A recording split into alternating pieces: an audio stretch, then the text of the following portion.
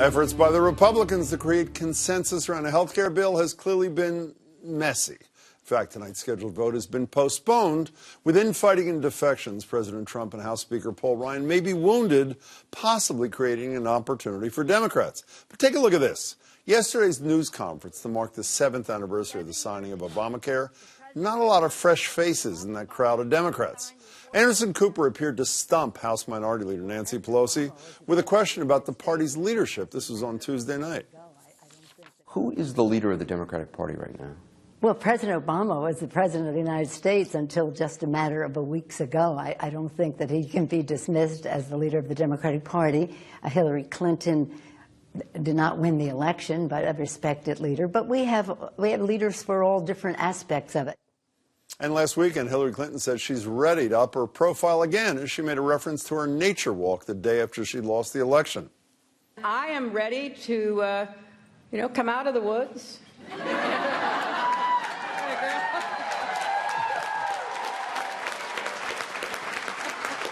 And to help shine a light on what is already happening around kitchen tables, at dinners like this.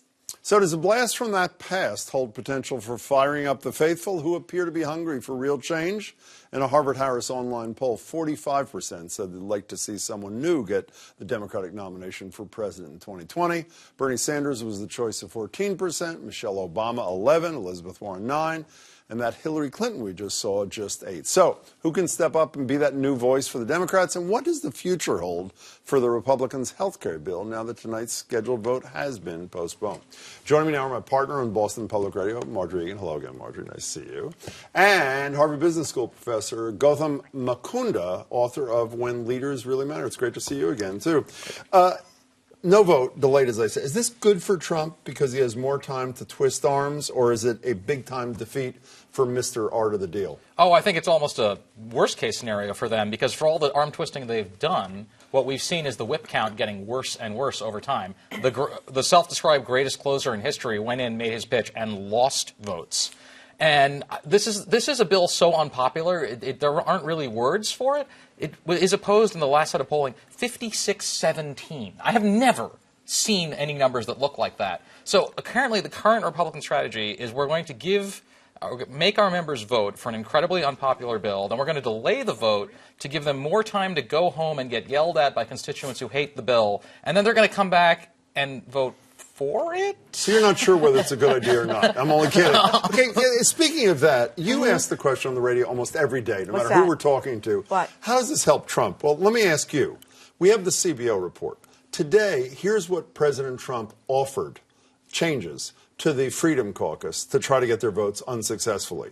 Remove federal requirements that insurers provide basic benefits like emergency services and maternal and mental health care. How does that, it may get him a vote, well, it didn't get him a vote, it might ultimately, how does that help him out in the world when he said everybody will be covered, it'll be more affordable? I think, that the Republicans have really endeared themselves to the women of America. They're taking away their affordable birth control at Planned Parenthood, and now we can take away maternity care. I think it's a wonderful strategy. I think there are a lot of women in the street the day after the inaugural. This is going to make it even worse. But the best part is the guy who talks about winning, winning, winning, just lost, lost, lost. And even though it may only be a day, and even though he may eventually get his way, I mean, I don't know how you can look at this bill unless you are really not paying attention and not see that you think you're in bad shape. Now you're going to be in a million times. You mean real people you're talking about? Yes. Because you're right about leadership. You're a business school guy. Chuck Todd from Meet the Press was on the radio with us today, and he quoted a line from The Art of the Deal.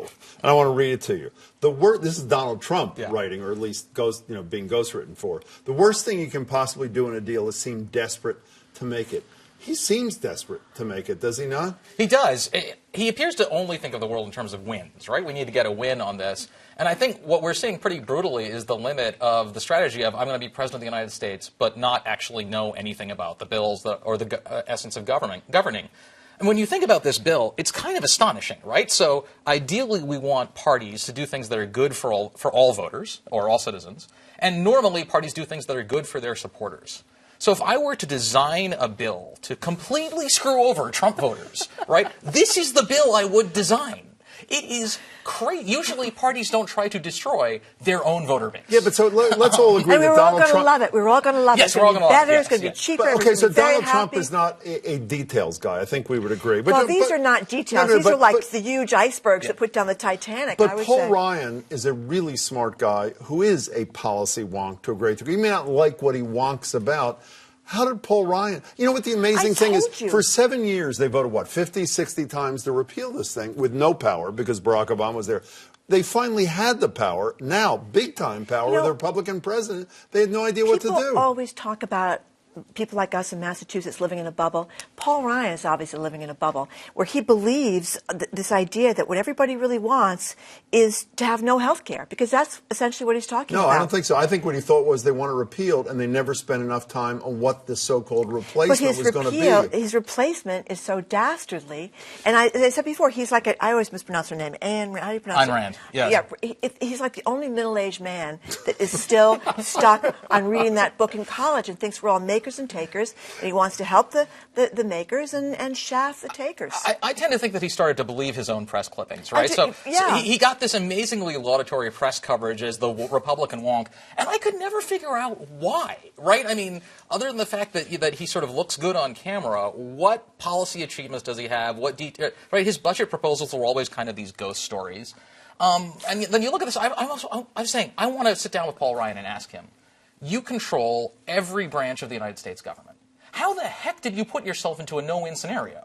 That shouldn't even be possible. You know what When it I is? talk to him next, I'll have him call you. He's What? got the vampire hairline, just like Oh, that's nice. Napolitano. Can we move to the other side for a minute? Yes. One of the beauties of this Republican implosion, at least to date for the Democrats, is they really didn't have to do anything. Right. They really just let the Republicans. On the Gorsuch nomination, as we learned today, Chuck Schumer, the leader of the Democrats, says they're going to filibuster. So they're actively involved. But when they do step forward on whatever it is, Hillary Clinton appears to be ready to rejoin the fight. She says she wants to come out of the woods, which is a very good line, by the way. Should she come out of the woods? No, she Why, should not why come out. not? Because she's run for president twice and she's lost. I'm going to annoy a lot of people. Hillary Clinton does not have very much political talent out on the campaign trail. I mean, she lost to Donald Trump. We don't know how much that may have been influenced by outside forces, but she lost to Donald Trump. And she's done it already. No role for her at all? Well, she could do, I mean, there's a lot of things she could do. She could do women's stuff that she's into, kids stuff, but she should not be leading the Democratic Party, and she certainly shouldn't be thinking about running for Well, she hasn't said president. anything about right. But she is saying she's coming out of the woods. Should she come out of the woods? She says no. I think there are specific segments of the American public with which she resonates and where she can do something to rally them. Like who?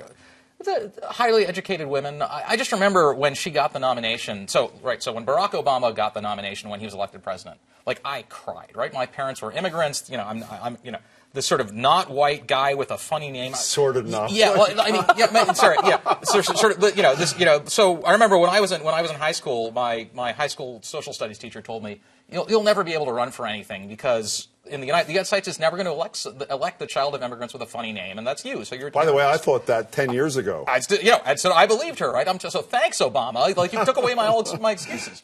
So then, I cried when he won, right? Because it was just so moving to me. So I remember talking to 3 or 4 of my friends, about my age, young women, well educated, and they wept when Hillary was the nomination. It just moved them so deeply. And I think there are segments of the population where she can do a lot to rally the cause. But should she be the leader of the party? Oh God, no. So who we take a lot of you and I both when I say things like I'm about to say. Hillary Clinton appears to be the past to you and the past to some degree to you. We watched the Judiciary Committee hearing with Neil Gorsuch the other day. 83-year-old Senator Feinstein, an 83-year-old Senator Grassley, Republican too, leaders of both sides. Nancy Pelosi in her 70s. I'm not saying they're not talented people who've done a lot of important. Chuck Schumer, late 60s. Where is this new face who's going to emerge, or new set of new faces? Not ready for the presidential. Who's the set of new faces that's going to create a new image other than that image we just saw on the 7th anniversary? Well, we were talking about it before it came out here. We have a very talented congressman, Seth Moulton, from Massachusetts. He's a first-term member of the House. Barack Obama was a first-term senator, and he made the move. I mean, he's a very talented guy. The best-looking attorney general in America, according to Barack Obama, the junior senator from California, Harris, is a very talented politician. I'm not an expert on who the young So you think Democrats there's a are. bench is the bottom line? Elizabeth Warren is people love her or hate her, and she's not young, but she's very talented. Well, Bernie Sanders is not young either, but he's got this certain something that is not they really a resonate chronological. on the the income inequality stuff. So you want to add a new face or two before we leave? Sure. Amy Klobuchar, Kristen Gillibrand, Cory Booker. There are a bunch of people that could be. I just want to emphasize how bad the situation might be. Suppose Barack Obama had lost his race against Hillary Clinton in 2008, right? So 8 years after that, 8 years after he was elected president, if he was a senator right now, he would be the young, shining face of the Democratic leadership. That's a very right? good point. That's how big the gap is. Got it. We got to go. Marjorie's nice to see you. Nice Guthrie, it's to see great you to too, see you Jim. again. Thanks so much. Hope to see you soon.